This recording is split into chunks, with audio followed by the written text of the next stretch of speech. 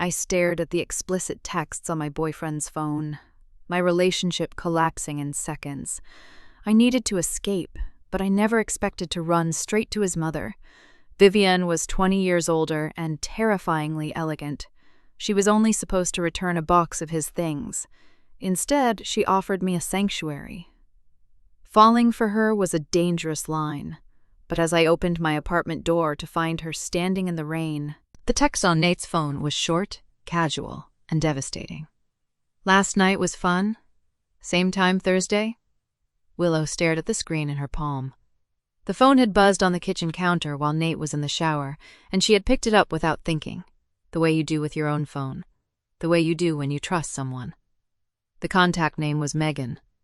The message above it, sent 3 days ago, read, "You're better in bed than you are at remembering my birthday." There was a laughing emoji after that one. She set the phone down carefully, as if it might burn her.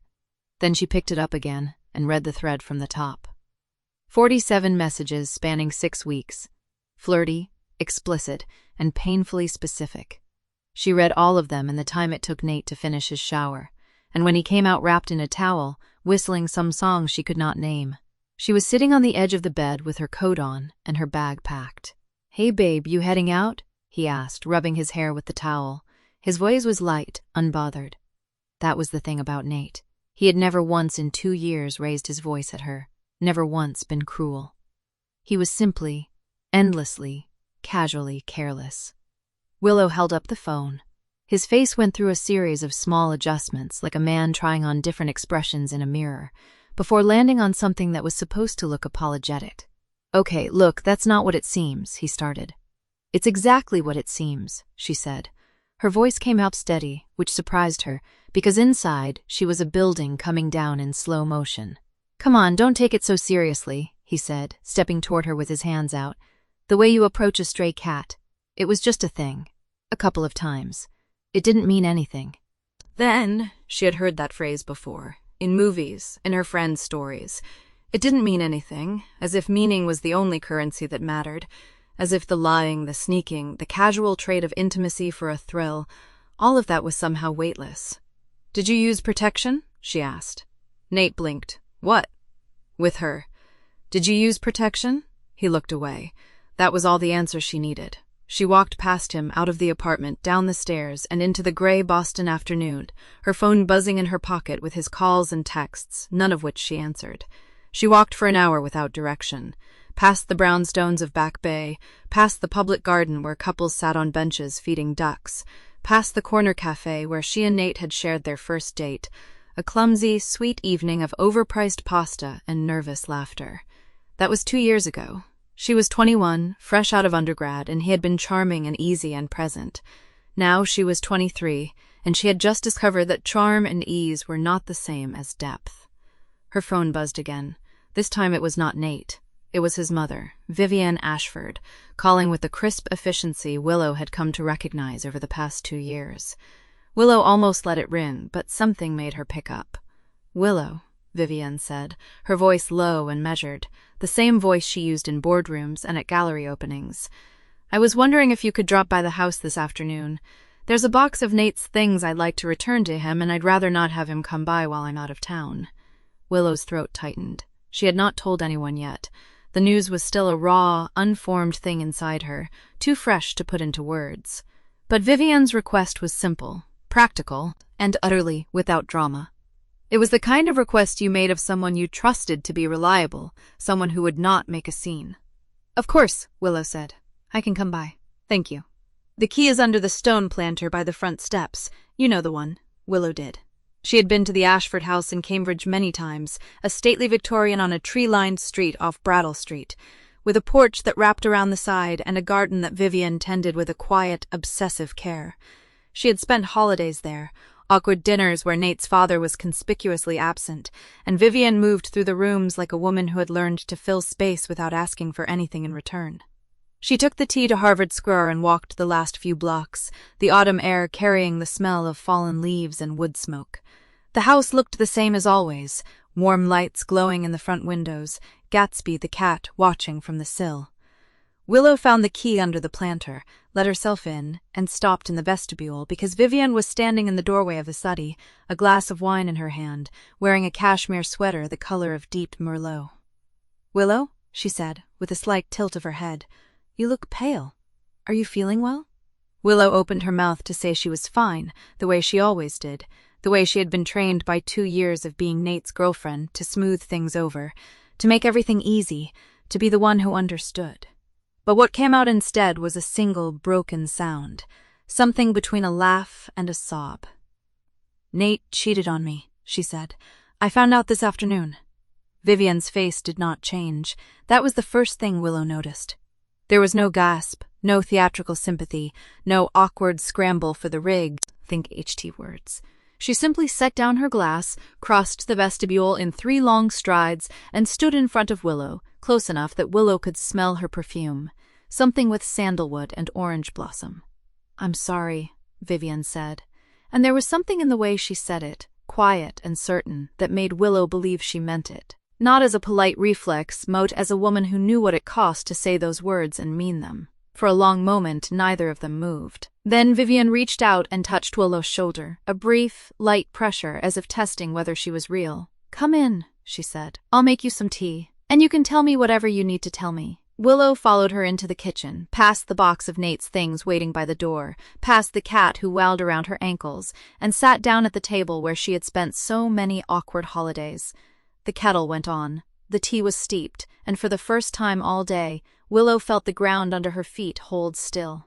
The rain started while the tea was still too hot to drink. Willow watched it streak down the kitchen window, blurring the outline of the maple tree in Vivian's backyard. She had been here a dozen times before, always as Nate's girlfriend, always perched on the edge of the chair like she might be asked to leave at any moment. But now Nate was not here, and somehow that made the kitchen feel bigger, quieter, and entirely unfamiliar. Vivian sat across from her, both hands wrapped around her own mug. She did not ask questions. She did not fill the silence with noise. She simply sat, patient as stone, letting Willow decide when to speak. "I keep replaying it," Willow finally said, her voice raw. "The messages, the dates, 6 weeks. I kept thinking, how did I not notice something?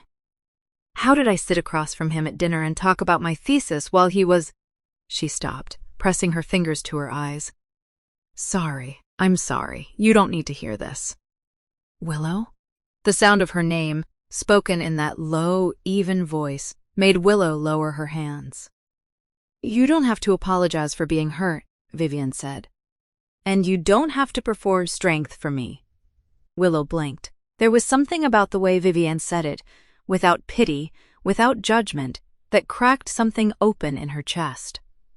She had spent the whole day being strong. She had packed her bags with steady hands. She had walked out of Nate's apartment with her head high. She had even managed a dry smile for the Uber driver. But here, in this warm kitchen with the rain falling outside and a cat named Gatsby asleep on the windowsill, she felt the strength she had been clinging to start to dissolve. "She asked if he used protection," Willow whispered. "When I found out, that was the first thing I asked him, and he couldn't look at me." Vivian's jaw tightened. It was a small movement, barely visible, but Willow caught it. "Did he answer?" Vivian asked. "He said, 'It's not like that,' which means no. Or he doesn't remember, or he didn't think about it." Willow laughed, a hollow, broken sound. "I don't know which one is worse." Vivian set down her mug. For a long moment she said nothing. Then she reached across the table and placed her hand on the wood between them, palm up, an offering rather than a demand. "Whatever you decide to do next, you don't have to decide it tonight." Willow stared at the hand. It was a beautiful hand, elegant and strong, with a thin silver ring on her index finger and paint-stained nails that she had never noticed before. Willow had always thought of Vivian as untouchable, polished, the kind of woman who existed in a different sphere entirely, but this hand, open and steady on the table, was simply human. "What if I don't know what to decide?" Willow asked. "Then you wait," Vivian said. "Waiting is not the same as running. It's just giving yourself time to see clearly." The rain continued to fall. Gatsby stretched and jumped down from the windowsill, padding over to wind around Willow's ankles. She reached down to stroke his fur, and the small, warm gesture ground to her more than any words could have.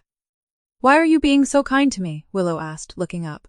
"I mean, I'm not your problem. I was just your son's girlfriend. You don't have to—" She gestured vaguely at the tea, the kitchen, the open hand still waiting on the table. Vivian looked at her for a long moment. Her eyes were dark, thoughtful, and for just a second Willow thought she saw something flicker there.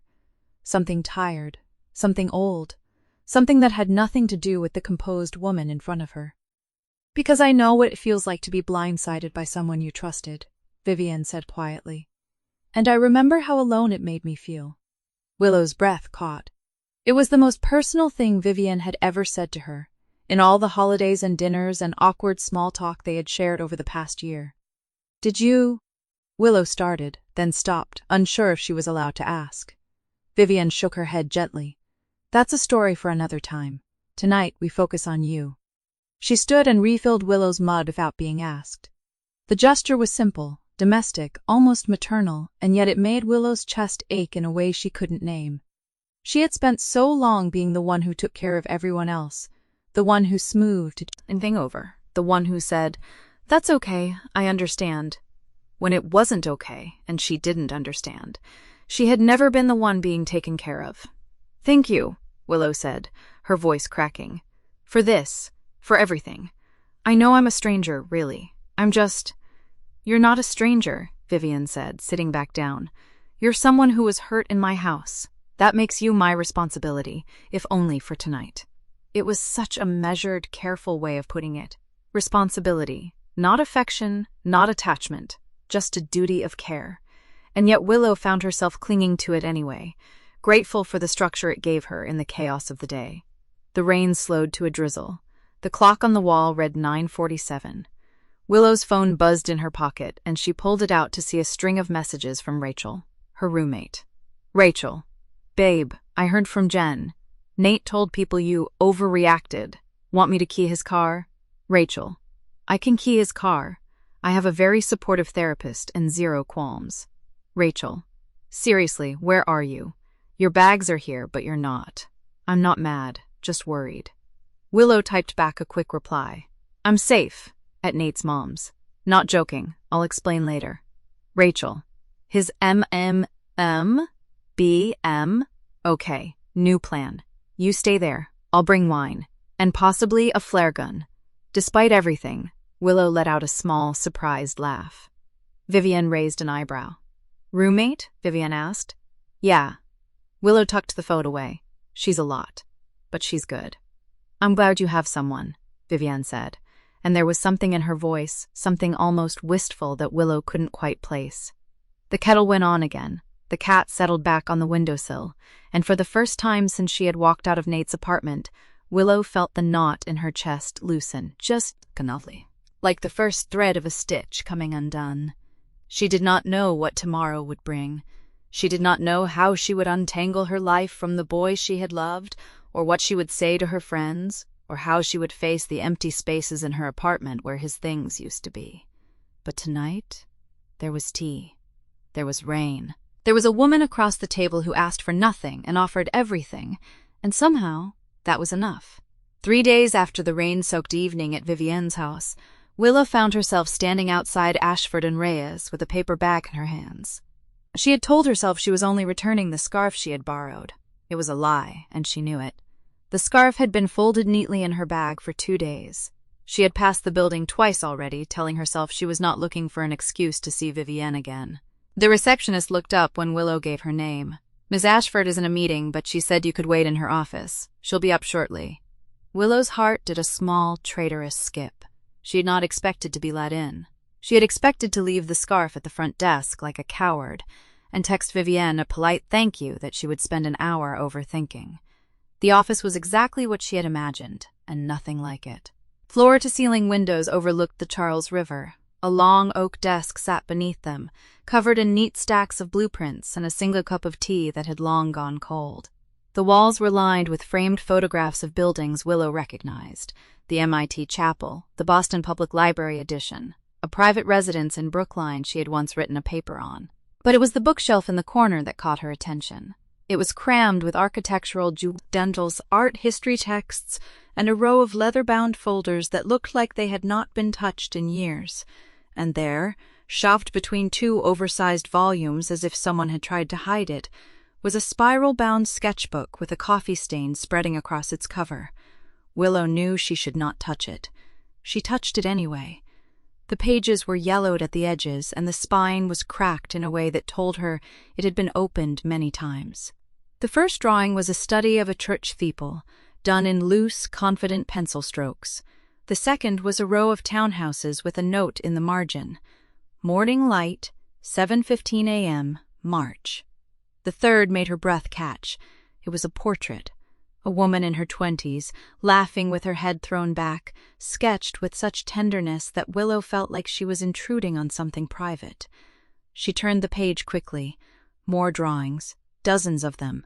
A bridge over the Charles, a cat curled on a windowsill, a pair of hands holding a cup of coffee, and scattered throughout, in the same small, neat handwriting, dates and small observations. She laughed at my joke today. It snowed, so we stayed in. I think I might tell her. Willow's stomach dropped. She knew those words. She had written similar ones about Nate, once, in the early days, before everything had curdled. She did not read any further. She closed the sketchbook carefully, but as she went to slide it back into its place, the coffee-stained cover crinkled under her fingers. It felt fragile, like it might fall apart if she breathed on it too hard. She should put it back. She should walk away and pretend she had never seen it. Instead, she opened her bag and slid the sketchbook inside. The repair shop was a tiny hole in the wall on Mass Ave, run by an elderly man whose spawny scent like glue and old paper. He looked at the coffee-stained cover, then at Willow, then back at the cover. "This one's been loved hard," he said. "You want it restored, or you want it preserved?" Willow thought about the woman in the portrait, laughing with her head thrown back. She thought about the note that said, "I think I might tell her." She thought about Vivian's hands, steady and precise, drawing all those small, tender things. "Preserved," she said. "I want it to look like someone cared about it." It took 3 days. Willow picked it up on a Tuesday afternoon, a week after she had first found it, and she took it back to her apartment. She wrapped it in brown paper, tied it with twine, and wrote a small note on the outside. But then she stopped, stared at the note, and tore it off. No name, no message. Just the sketchbook, wrapped and waiting. She left it on Vivian's desk the next morning, before the receptionist had even arrived. She slipped out before anyone could ask her what she was doing there. The text came that night at 9:47 p.m. "Was it you?" Willow stared at her phone for a full minute. Her thumbs hovered over the keyboard. She typed, "I don't know what you mean." Deleted it. She typed, "I'm sorry, I shouldn't have touched your things." Deleted it. She typed, "Yes," and her finger hovered over the send button for so long that the screen dimmed. Then she typed, "I didn't mean to pry.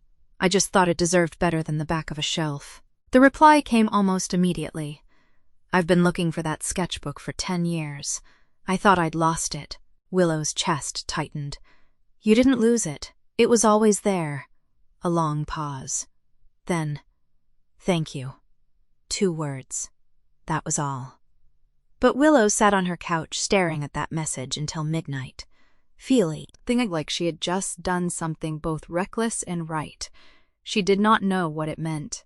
She did not know why she cared so much about a sketchbook that was not hers, or why the thought of Vivian finding it restored made her feel like she had just handed someone a piece of their own heart back. But she knew one thing for certain. When she had held that sketchbook in her hands, she had felt something she had not felt in weeks. She had felt useful. She had felt like her hands could make something better instead of just breaking things. And that, she decided, was worth whatever awkwardness awaited her the next time she saw Vivian Ashford. 3 days passed before Willow allowed herself to think about the sketchbook again. She told herself she was being ridiculous, reading too much into a few kind texts in a restored notebook, but her hands kept reaching for her phone, kept scrolling back to that short conversation, kept lingering on the word "thank you" like it was a line she was afraid to cross. On Thursday afternoon, Rachel pushed a stack of mail across the kitchen counter and said, "You need to go outside. You've been staring at that same page for an hour." Willow looked down. She was holding an art history textbook, open to a chapter on mid-century American architecture. She had not turned a single page. "Fine," she said, standing up. "I'll go to the bookstore." "Atta, girl. And maybe buy something that isn't sad." Willow rolled her eyes but smiled. She pulled on her coat and walked the 20 minutes to Harvard Square, letting the cold December air clear her head. The old bookstore on Mass Ave was her favorite, cramped, dusty, and smelling like paper and time. She pushed through the door and let the warmth wash over her, already reaching for the shelf near the front exit, back where the store kept its rare art editions. She found the section and scanned the spines, her fingers trailing over cloth covers and worn edges, and then she saw it. A first edition of a monograph on Italian modernist architecture, the one she had been quietly searching for months. Her breath caught. She reached for it at the exact same moment another hand did. The hand was slender, elegant, with a silver ring on the index finger. Willow looked up. Vivian Ashford was standing 3 inches away. Her eyes widened in surprise, her hand resting on the same book. "Oh," Willow said. "Hi." "Hello," Vivian said. She did not pull her hand back right away. Neither did Willow. For a long moment they both stood there, fingers nearly touching, the warm light of the bookstore casting long shadows across the shelf. Then Vivian blinked and withdrew her hand. "I didn't expect to see you here." "I could say the same." Willow laughed, a little breathless. "Do you, come here often?" "More often than I should." Vivian's lips curved into something that was almost a smile. "I have a weakness for old buildings and older books." Willow felt her chest do something strange. "Me too, that's why I came. I've been looking for this one for a while." "The Italian modernists?" Vivian tilted her head, studying her. "That's a specific taste. For someone your age?" "I did my thesis on post-war reconstruction in Milan. I guess it stuck." Willow hesitated, then added, "What about you? Why this one?" Vivian looked at the book, then back at Willow. Something in her eyes softened. "I designed a building in Florence once, a small museum. I wanted to see what the old masters had to say about the ones who came before them." Willow's heart knocked against her ribs. "You designed a museum in Florence? It was a long time ago." Vivian's voice was quiet, carefully neutral. "Another life, almost." The silence between them was not uncomfortable. It was the kind of silence that felt like a held breath, like both of them were waiting for something without quite knowing what. Finally, Vivian reached for the book and pulled it off the shelf. She turned it over in her hands, then held it out to Willow. "Here," she said. "You need it more than I do." Willow stared at her. "Are you sure you saw it first?"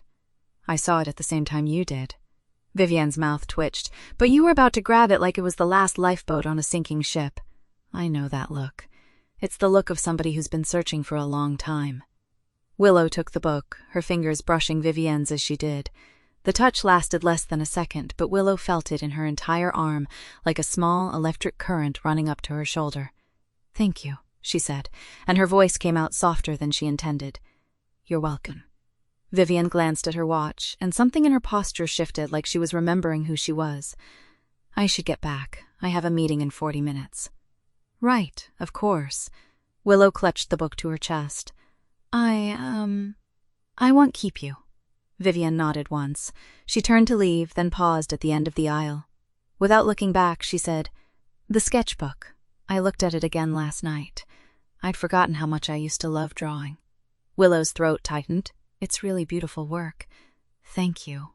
This time Vivian did turn. She looked at Willow for a long, unreadable moment, and her voice dropped to something almost private. "I haven't shown anyone those drawings in years. I'm not sure why I'm telling you this." "Maybe because I fixed it," Willow said quietly. "Maybe because you knew I'd get it." Vivian did not answer, but a small, almost imperceptible smile crossed her face before she turned away and walked out of the bookstore, leaving Willow standing in the aisle with the book pressed against her chest and a feeling she could not name growing warm and bright inside her. It was only later, on the walk home, that Willow realized she had been smiling the whole time and that the book in her hands smelled like old paper and something else. Something she couldn't quite place. Something like the faint trace of a perfume she had noticed once before, in a rain-soaked house in Cambridge, on a woman who was supposed to be nothing but her ex-boyfriend's mother. Willow stopped walking. She looked down at the book, then up at the gray December sky, and she thought, very carefully, about the word dangerous. Then she kept walking, holding the book a little tighter, because she knew, even then, that she was already in deeper than she had planned to go. The call came on a Tuesday afternoon, 3 days after the bookstore. Willow was in her apartment, halfway through a sketch of the Charles River from memory, when her phone buzzed with a number she did not recognize.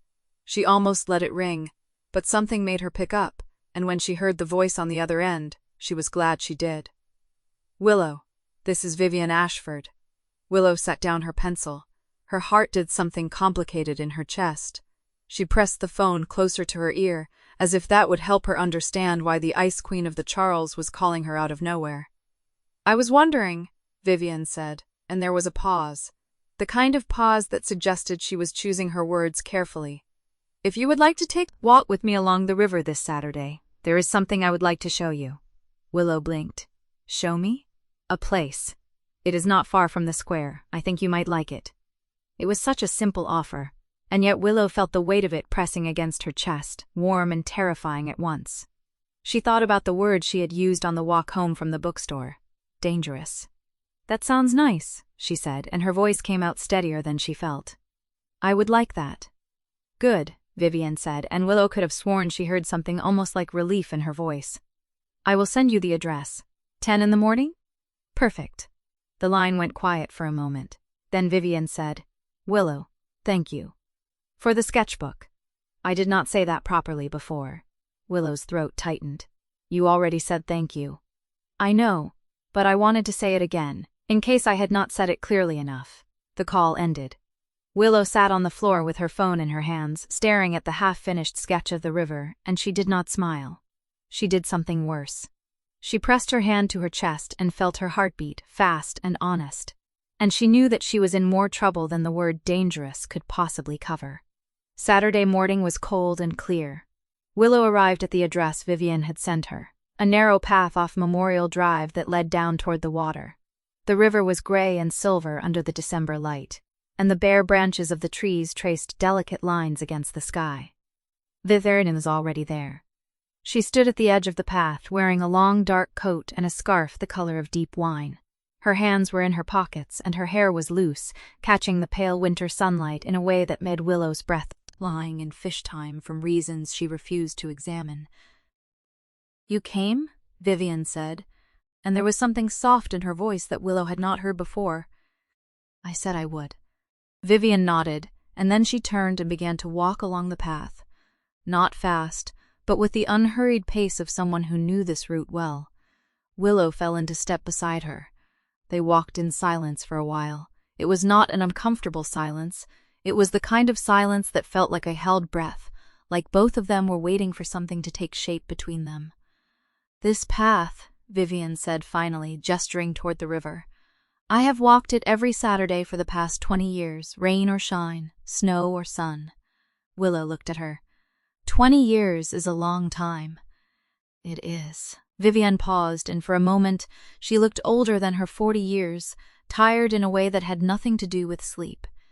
"It is the place I go when I need to think, when I need to remember that the world is bigger than whatever is happening in my own head." Willow waited. She had learned in the weeks since the breakup that silence could be an invitation, that sometimes people needed to be met where they were, not pushed toward where someone else thought they should be. They reached a bench overlooking the water. Vivian sat down, and after a moment, Willow sat beside her. The wood was cold beneath them, but neither of them moved. "I have been thinking about what you said," Vivian said quietly, "about being betrayed, about how it makes you feel like you cannot trust your own judgment." Willow's throat tightened. She had not expected Vivian to bring this up. She had not expected Vivian to remember. "Yes," she said, her voice small. It makes you wonder if you ever really knew them, if you ever really knew anything. Vivian was quiet for a long moment. The river moved past them, gray and patient. A jogger ran by on the path, headphones in, oblivious to the two women sitting on the bench. "I understand that feeling," Vivian said at last, and her voice was so quiet that Willow almost missed it. "I understand it more than you know." Willow turned to look at her. Vivian's profile was sharp against the pale sky, her jaw set, her eyes fixed on the water. There was something in her expression that Willow had never seen before, something raw and old and carefully hidden. "You do?" Willow asked softly. Vivian nodded. She did not look at Willow. She looked at the river. And her voice, when she spoke, was the voice of someone speaking to themselves, as much as to the person beside her. "I was young," she said. "Younger than you are now. I had built my whole life around someone, my whole future. Every plan I had, every dream I held loved her. And then one day I came home and found that she was gone. She had left with someone I called a friend. She had not even left a note." Willow felt her chest constrict. She wanted to reach out, to touch Vivian's hand, but she did not know if she was allowed, so she sat very still and listened. "I never told anyone the full story," Vivian said. "Not Nate, not my partners, not even my closest friends. I told myself it did not matter, that I had moved on, that my life was better without her. I told myself I did not need anyone, that I was stronger, alone." She turned to look at Willow then, and Willow saw something in her eyes that she had never seen before, something like fear, something like hope. "But watching you," Vivian said, "watching you pick yourself up piece by piece without pretending it did not hurt. Watching you be honest about your pain instead of burying it. I realized I have been lying to myself for 20 years. Willow's eyes filled with tears. She did not try to hide them. "You are not broken," she said, her voice trembling. "You are not someone who was left behind. You are someone who survived. That is not the same thing." Vivian stared at her. The wind moved through the bare branches above them, and the river kept its steady, patient rhythm, and for a long moment neither of them spoke. Then Vivian reached out, very slowly, and her fingers brushed against Willow's hand. Just once, just barely, before she pulled back. "Thank you," she said, and her voice was rough, "for seeing me." Willow looked at her, at this woman who had spent 20 years building walls so high that no one could climb them, and she felt something shift inside her chest. Not the dangerous thing, something quieter, something that felt like the beginning of something she did not yet have words for. "I see you," Willow said, and she meant it. Vivian looked at her for a long moment, and then she looked away, back at the river, and a single tear slid down her cheek. Neither of them spoke. They sat together on the bench, watching the gray water move past them, and Willow did not reach for her hand again. She did not need to. She knew in that moment that something between them had changed, that a door that had been locked for 20 years had creaked open. Just a little, just enough, and she knew, with a certainty that frightened her, that she was the one who had opened it.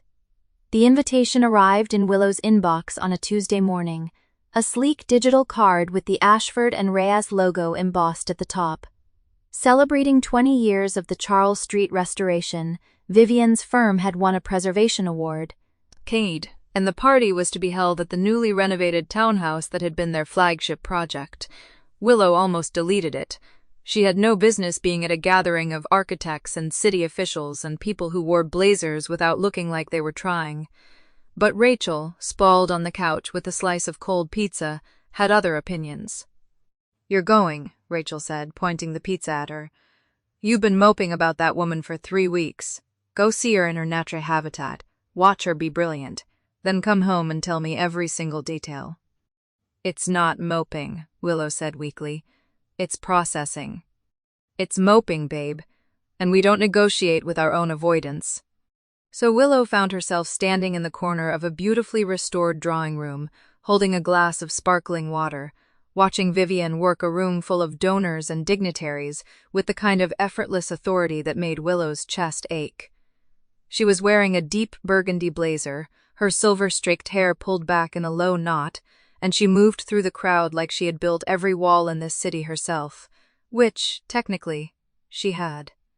Willow had been there for about 20 minutes, rehearsing a polite exit strategy, when she heard a voice that made her stomach drop. Well, well, look who wandered in. Nate, of course. Of course he was here. Willow turned to see him approaching with a blonde woman on his arm, petite, polished, wearing a jas that probably cost more than Willow's entire wardrobe. The new girlfriend, the one from the text messages. Hi, Nate, Willow said, keeping her voice even. Congratulations on your mom's award. Thanks. He looked her up and down, and Willow felt herself shrink under the weight of his gaze. She was wearing her nicest dress, a navy wrap, thing she'd bought on sale, but next to the blonde, she felt like a child playing dress-up. I didn't expect to see you here. Did you come with someone? I came alone. He nodded, a smirk tugging at the corner of his mouth. Still doing the whole independent woman thing, huh? I mean, I get it. It's a good look for you. Very academia. The blonde giggled. Willow felt heat rise to her cheeks, but she held her ground. I'm actually here to congratulate the firm. It's a beautiful project. It is, Nate agreed, stepping closer, lowering his voice so only she could hear. You know, I always thought you'd end up somewhere like this, marrying into a family with money and taste. It's a shame you had to go and ruin it by being so... Nate? The voice cut through the air like a blade, and Willow didn't need to turn around to know who it belonged to. Vivian appeared at her side, glass of wine in hand, her expression calm and unreadable. But her eyes were fixed on her son with a coldness Willow had never seen before. Mom, Nate said, his smirk faltering. I was just in the middle of being rude to a guest, Vivian finished. In front of the people who fund your trust fund, no less. I wonder what they'd think if they knew how you treat someone who's done nothing but be kind to you. The blonde's giggle died in her throat. Nate's face flushed. I wasn't. You were. Vivian's voice was quiet, but it carried. A few heads turned. You were being exactly who you've always been, Nate, and I've let it slide for 30 years because I told myself you'd grow out of it. But you haven't. You're a grown man who just tried to humiliate a kind, talented woman in front of my colleagues, and I'm done pretending that's acceptable. The room had gone quiet.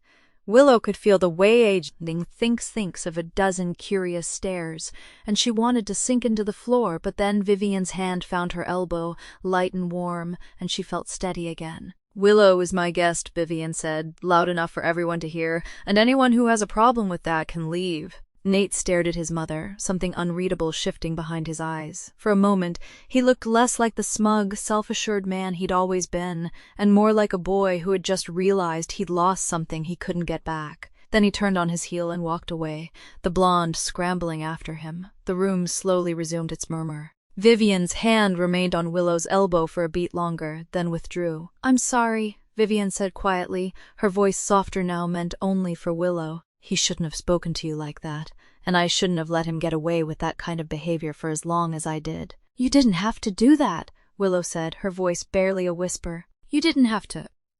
Yes, Vivian said simply, I did. She met Willow's eyes, and for a moment Willow saw something in them that made her breath catch. Not pity, not obligation, something fiercer, something that looked almost like protection. I've spent 20 years learning how to be alone, Vivian said, so quietly that Willow had to lean in to hear her. And I've gotten very good at it. But that doesn't mean I'm going to stand by and watch someone I care about be hurt by my own son.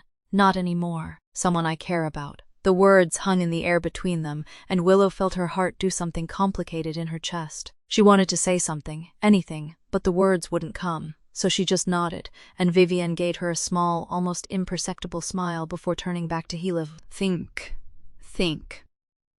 Your guests. Willow watched her walk away, watched the ease with which she slipped back into her role as the Ice Queen of the Charles, and she felt the distance between them like a physical ache. Vivian had stood up for her in front of dozens of people. Vivian had called her someone she cared about, and yet, Willow couldn't shake the feeling that she was standing on the edge of something she didn't know how to cross. Vivian was 20 years older. Vivian was her ex-boyfriend's mother. Vivienne had spent 2 decades building walls so high that even the people closest to her couldn't see over them. Willow had opened the door a crack, but what if she wasn't strong enough to walk through it? She slipped out of the party without saying goodbye, the taste of the evening bitter and sweet in her mouth. The application form sat open on Willow's laptop for 3 days before she actually typed anything into it. She told herself it was just paperwork. A PhD in art history at the University of Edinburgh, fully funded, with a supervisor whose work on Renaissance frescoes she had cited in her thesis twice. It was the kind of opportunity she still wanted, she reminded herself, even as her cursor blinked at the empty first field. Name, date of birth, email address. The questions were simple, but each keystroke felt like a small goodbye. Rachel found her on the 4th night, hunched over the kitchen table with a cold cup of tea and a half-filled form. The apartment smelled like burnt toast because Willow had made dinner, then forgotten about it, then made it again. "Okay, babe, what is going on?" Rachel dropped her bag by the door and stood over Willow's shoulder, reading the screen upside down. Edinburgh. Scotland. That's not even a weekend trip. That's a whole ocean. No. So, why does it look like you're packing your bags to flee the country? Willow closed the laptop lid with a soft click. I'm not fleeing anything. I'm tired of waiting. Waiting for what? She didn't answer right away. The kitchen light hummed. Somewhere in the building, a neighbor's dog barked twice and went quiet. I'm tired of waiting for someone to love me the way I deserve, Willow said finally. Her voice was steady, which surprised her. I spent 4 years with Nate, making excuses for him, shrinking myself so I'd fit into his life. And then I met his mother, and for one moment, she made me feel like I mattered. But she's not mine to love, Rachel. She's not even mine to want. Rachel pulled out the chair across from her and sat down slowly. She didn't say anything for a long moment, which was unusual for her. Are you running away from Vivienne? Or are you running toward something? Willow looked down at her own hands. They were steady now, but she remembered how they had trembled at the party, holding a glass of champagne she never drank. Maybe both, she admitted. Maybe I need to figure out which one it is before I make another mistake. Rachel reached across the table and took her hand. I'm not going to tell you not to go, but I am going to tell you that you're braver than you think you are. You survived Nate. You survived falling for his mother. You'll survive Edinburgh, too. Willow laughed, a wet sound that was half sob, half relief. That's the most optimistic thing you've said all month. Don't tell anyone. I have a reputation to maintain. Vivienne heard it from Nate. He came to the office on a Tuesday afternoon, unannounced, which was already unusual. He stood in the doorway of her corner office with his hands in his pockets, looking uncomfortable in a way she hadn't seen since he was 15. Hey, Mom, you busy? Vivienne set down her pen. I'm always busy, but I have 11 minutes. What's wrong? Nothing's wrong, He shifted his weight. I heard Willow's applying for a PhD program in Scotland. Edinburgh. She's leaving. The words landed somewhere in Vivienne's chest, quiet but sharp, like a paper cut she couldn't see. She told you this? Nah, I heard it from one of her friends. Nate scratched the back of his neck. Look, I know things are weird between us. I know I messed up, but I thought you'd want to know. You two seemed close. Vivienne picked up her pen again. She didn't need it for anything, but she needed something to hold. Thank you for telling me, she said evenly. Is there anything else? Nate hesitated. For a moment, he looked like he wanted to say something more, something that had been sitting on his tongue for weeks, but he shook his head. Nah, that's it. He turned to leave, then stopped. She deserves someone who actually sees her, you know? I just didn't realize it was going to be you. The door closed behind him. Vivienne sat very still in her leather chair, the pen motionless in her fingers. Outside her window, the Charles River caught the late afternoon light, all silver and gold, the same river she had walked along with Willow just a few weeks ago. She thought about the way Willow had looked at her that night, open and vulnerable and impossibly young. She thought about the weight of that trust, heavier than any contract she had ever signed. She thought about how she had let Willow walk out of the party without a word. And then she thought about Edinburgh, about an ocean between them, but all the things she had never said to anyone. She stayed in her office until the cleaning crew came at 9. When they found her, she was still sitting in the dark, Gatsby curled in her lap, the same page of a project proposal open in front of her for 4 hours. She hadn't read a single word. That night she drove past Willow's apartment building twice. The first time, she told herself it was just to make sure the lights were on, that Willow was safe, that she hadn't already left. The second time, she told herself she was leaving. She was going to go home and forget about the girl with the gentle hands and the terrible habit of apologizing for things that weren't her fault. But the third time she circled the block, she pulled over and killed the engine. She sat in the dark car, looking up at the third-floor window where a lamp glowed warm and gold. She could see a silhouette moving behind the curtain, small and familiar. She could walk up those stairs. She could knock on that door. She could say the words she had been carrying for weeks, the ones she had never allowed herself to say to anyone. But she didn't, because Willow was leaving, because Willow was 23, because Willow deserved a life that didn't start with a woman who had spent 2 decades learning how to be alone. Vivian started the engine and drove home, the taste of everything unsaid bitter in her mouth. And still, she did not choose to forget. The library was almost empty at 11:47 p.m., just the hum of fluorescent lights and the occasional shuffle of someone packing up for the night. Willow's laptop screen glowed pale blue, cursor blinking at the end of a paragraph she had rewritten 6 times and still hated. Her thesis on the iconography of grief in early Renaissance altarpieces was due in this thin 13 hours, and she was pretty sure the words were just shapes now, meaningless arrangements of letters that no longer made sense. Her phone buzzed. Rachel again. "Did you eat?" the text read. "Don't lie." Willow typed back. Yes. She was lying. She hadn't eaten since the granola bars at 9 a.m., and she'd thrown half of that in the trash because it tasted like cardboard. She set the phone face down and stared at the paragraph again. The current war blinked, patient and unforgiving. That was when she heard it. The soft click of the library's heavy front door closing, then footsteps on the marble floor. Most people in this building wore sneakers or flats, walked with the tired shuffle of students who had given up on posture. These footsteps were different, deliberate, the quiet tap of leather soles against stone, slow and measured. Willow didn't look up. She'd learned to ignore the world when she was in the final stretch. But the footsteps stopped somewhere to her left. And then she heard a familiar voice, low and warm and slightly out of breath. "You're still here." She looked up. Vivienne stood at the end of the reading table, wearing a dark trench coat over a cream sweater, her hair slightly windblown. In one hand she held a paper bag from the all-night diner on Mass Ave, in the other a paper cup with steam rising from the lid. Willow's brain, exhausted and sluggish, took a full 3 seconds to process what she was seeing. "Professor Ashford?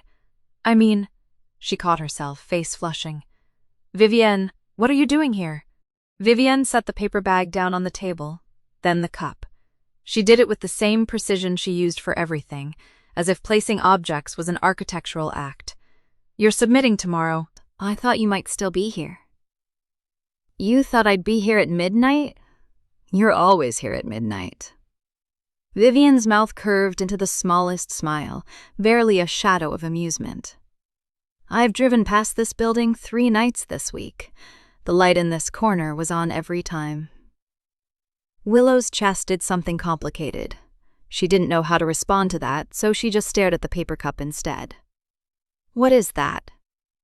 "Hot dud, chamomile, with honey." "You told me once that you drink it when you can't sleep." Vivian pushed the cup slightly closer, a gesture so small and deliberate it felt enormous. "And there's a grilled cheese in the bag. The diner makes them with sourdough. You mentioned you liked sourdough. It was such a small thing, a hot drink and a sandwich. But Willow had told her about the chamomile weeks ago, in passing, during a conversation about bad dreams and the best way to quiet a racing mind. She hadn't expected Vivian to remember. She hadn't expected anyone to remember. "Thank you," she said, and her voice came out thicker than she'd intended. She puffed up the cup and held it between both hands, letting the warmth seep into her fingers. "You didn't have to come all the way here." "I know." Vivian sat down across from her, unbuttoning her coat but not taking it off as if she wasn't sure she was staying. "I wanted to." The words hung in the air between them, simple and dangerous. Willow took a sip of the tea. It was perfect, comforting in a way she hadn't realized she needed. They sat in silence for a while. Willow ate the grilled cheese, and her stomach stopped making those angry noises it had been making for hours. Vivian didn't push her to talk, didn't ask about the thesis or the submission or the plans to leave. She just sat there, present and solid, like a warm wall between Willow and the pressure of everything that was coming. At some point, Willow closed her laptop. She didn't know when she'd decided to give up on the paragraph, but suddenly it didn't matter anymore. The words would still be there in the morning. Maybe they'd even make sense by then. "Can we go outside?" she asked. "I need air." Vivian nodded and stood, holding out her hand for a beat before pulling it back, as if she'd almost done something she wasn't ready for. Willow pretended not to notice. She put on her jacket and followed Vivian out through the heavy double doors into the cold Cambridge night. The air was sharp and clean, the kind of late spring cold that still carried the memory of winter. The campus was quiet, the streetlights casting pools of amber light on the brick paths. They walked without direction, past the lecture halls and the green where undergrads had been playing frisbee just hours earlier, now empty and still.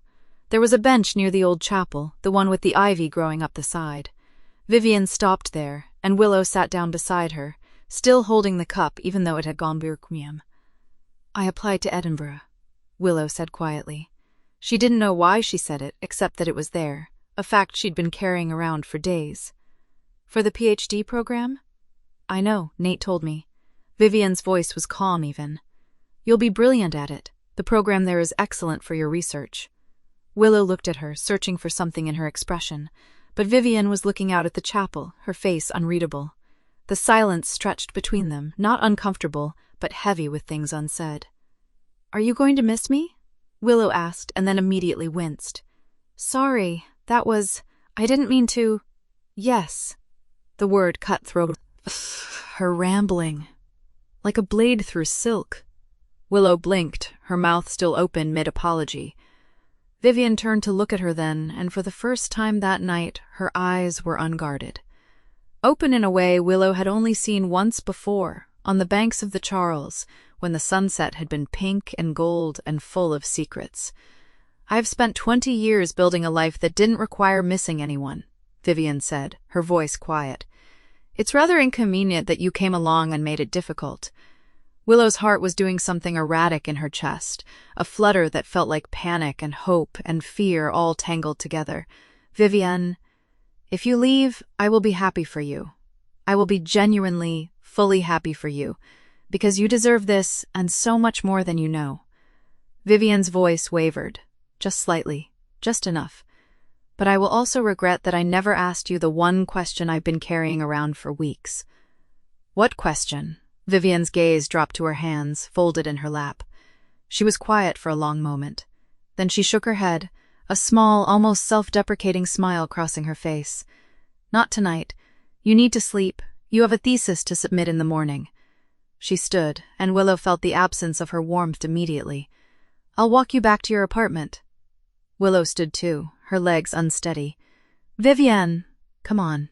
Vivian's voice was gentle but final. "It's late. I'll see you home." They walked in silence through the quiet streets, side by side but not touching.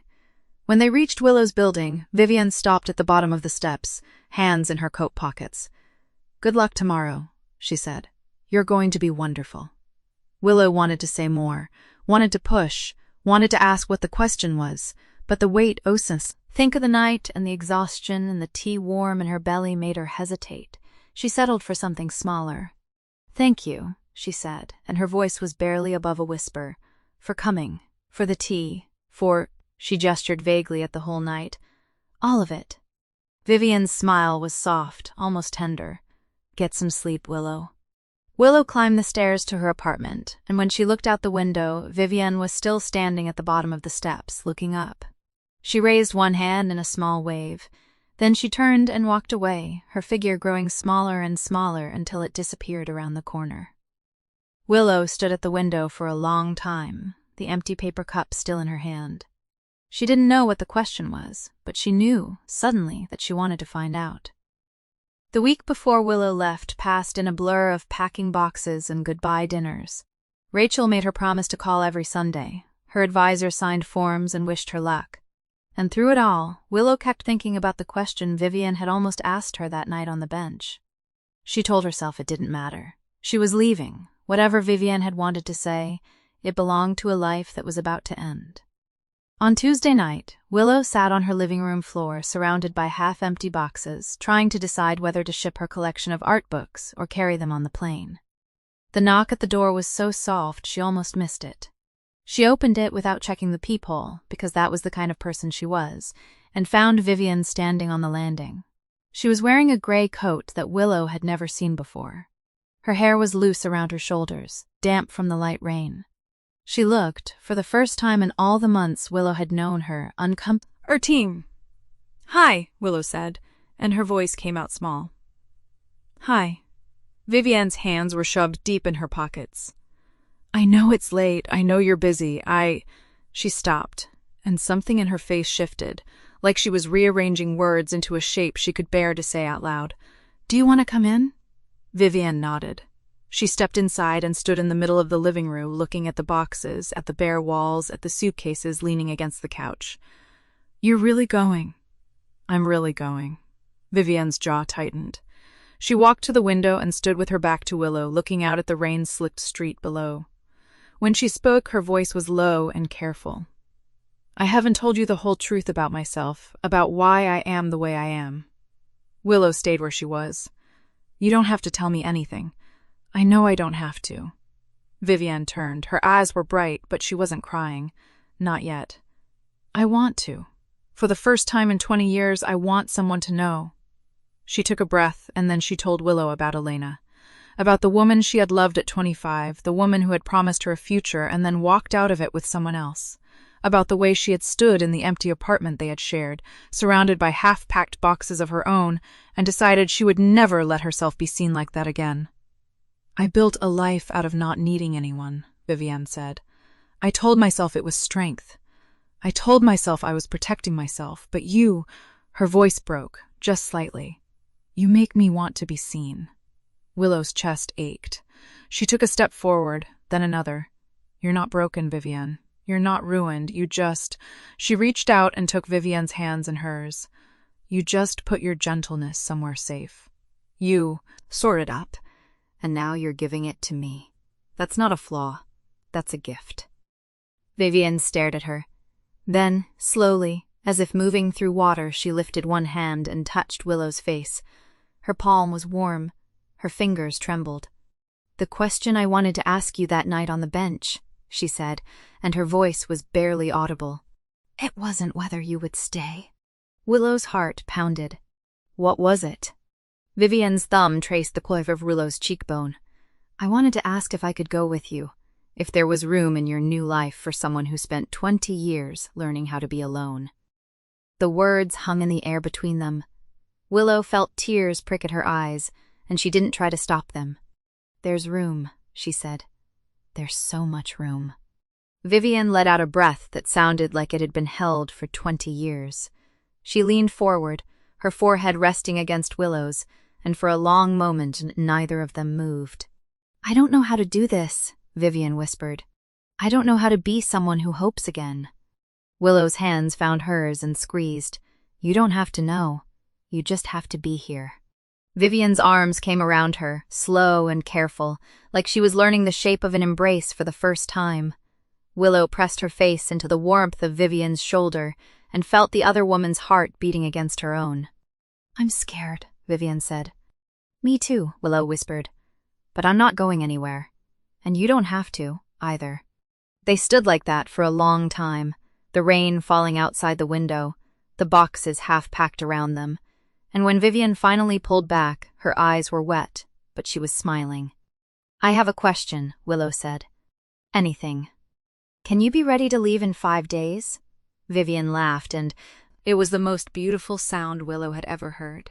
She laughed until she was crying, and then she was kissing Willow, soft and warm and full of all the years she had spent not letting herself want this. Yes, she said, her lips still close to Willow's. I can be ready. I've been ready for 20 years, I just didn't know it. The gallery smelled of turpentine and fresh paint, the way Willow's hands had smelled for as long as she could remember. She stood in the center of the small room on the banks of the Charles, looking at the walls she had spent the last year filling with color. Her mother had flown in from Seattle for the opening. Rachel had arrived the night before with a bottle of cheap champagne and a box of the lemon medellines Willow still couldn't bake without burning the edges. And somewhere in the crowd, moving between the canvases with quiet, deliberate steps, was Vivienne. Willow watched her from across the room. Vivienne had cut her hair shorter, a silver streak catching the gallery lights as she paused in front of one of the larger paintings. It was the one Willow had finished last, the one she had painted on the last night before she flew home. It showed the corner of a library, a woman with her back turned, bent over a desk full of blueprints. The light fell through a tall window and pooled at her feet, and in the corner of the frame, almost hidden, was a small orange cat. Vivienne stood very still for a long time. Willow felt her throat tighten. She had painted it from memory from the afternoon she had spent watching Vivienne work before everything had changed. She had not meant for it to be so obviously her, but it was. Willow. She turned. Rachel was holding out a glass of champagne, her eyebrows raised. "You know," Rachel said, "if you stare at her any longer, the painting is going to start blushing." Willow laughed, and the sound was lighter than it had been in months. "I'm not staring." "You are. You're also smiling like an idiot, which is new." "Maybe I'm just happy." Rachel's face softened, and she squeezed Willow's hand. "You deserve it, babe. You really do." The gallery filled with more people. Friends from the university, professors Willow had invited, strangers who had wandered in off the street. She answered questions about her process, about the shift from art history to painting, about what it felt like to show her first solo exhibition. "It feels like coming home," she said, and she meant it. By the time the crowd thinned, the sky outside had turned a deep amber. Willow stood alone by the window, watching the Charles catch the last light of the day. She heard footsteps behind her, soft and familiar. "You're painting," Vivienne said, coming to stand beside her. "The one in the corner. It's beautiful." Willow turned to look at her. The year had softened something in Vivienne's face, or maybe it had just given her permission to let it show. She was wearing a dark green sweater, the same one she had worn that night in the rain, and her eyes were warm. "I painted it from memory," Willow said. "I wanted to remember exactly how you looked when you didn't know I was watching." Vivienne was quiet for a moment, then she said, "I looked at it for a long time. I kept looking for the part of me that I used to think was invisible, and it wasn't there. You painted it out." Willow's breath caught. "I painted what I saw. That's the thing," Vivienne said softly. "You always saw me, even when I couldn't see myself." They stood together in the fading light, their shoulders almost touching. Outside, the river was the color of honey, and the bridge lights were beginning to flicker on. "I thought about you every day," Willow said. "Every single day. I kept a list of things I wanted to tell you when I got back." "What kind of things?" "Small things. The way the light hits the Louvre in the afternoon. A coffee shop in Amsterdam with a cat that looked like Gatsby. The first time I finished a painting without wanting to throw it away. And one big thing." Vivienne turned to face her fully. "What was the big thing?" Willow took a breath. She had practiced this speech on the plane, in the taxi, in the mirror of her hotel room, but now, standing here, all the words felt too small. "I realized," she said, "that I didn't need to be fixed. I thought that's what I was looking for. Someone to help me put myself back together. But you never tried to fix me. You just stayed. And that taught me something about what love actually is." Vivienne's eyes were bright. "What is it?" "It's not the grand gestures. It's the tea left at the library door. It's the sketchbook repaired without being asked. It's standing in the rain because you had to say something that scared you. It's showing up and staying, even when you don't know what to say." She reached out and took Vivienne's hand. It was warm and solid, and it fit perfectly against her own. "I came home," Willow said, "because I finally understood that home isn't a place, it's a person. And I found her before I even knew I was looking." Vivienne made a small sound, something between a laugh and a sob. "I spent 20 years building walls," she said, "and you just walked through them like they were made of paper." "I didn't walk through them," Willow said. "You let me in." They were close now, close enough that Willow could see the tiny lines at the corners of Vivienne's eyes, could smell the faint lavender of her perfume. "I have another question," Willow said. "Anything." "Can you stay?" Vivienne smiled, and it was the same smile from that rainy night, the one that had cracked open all the years of careful distance. "I'm not going anywhere," she said. "I've spent a year learning how to be here. I'm not leaving now." Willow leaned forward and kissed her, soft and slow, the way you kiss someone when you have all the time in the world. The gallery was quiet now, the last visitor gone, and the only sound was the river outside and the distant hum of the city. When they pulled apart, Vivian was laughing, a low, warm sound that Willow felt in her chest. "What?" Willow asked. "I was just thinking," Vivian said, "that I should have been an easier person to love." "No," Willow said. "You were the right amount of hard. It made the finding worth it." They stood by the window, arms around each other, watching the last of the sunset fade into the blue of evening. Down by the river, a small orange shape moved through the grass, and Vivian laughed again. "I brought him," she said. "Gatsby. He missed you." Willow watched the cat tad along the riverbank, stopping to sniff at a patch of wildflowers. She felt something settle in her chest, a quiet warmth that had been building for a whole year of small steps and careful hope. "I think," she said, "we should walk home along the river." "I think so too." They walked out of the gallery together, into the cool evening air. The sky was the color of deep blue velvet, and the lights of Cambridge flickered on the water like 1,000 tiny promises. Gatsby fell into step beside them, his tail high, as if he had always been waiting for them to catch up. Willow looked at the woman beside her, at the silver in her hair and the gentleness in her eyes, and she thought about how strange and wonderful it was that the worst moment of her life had led her here.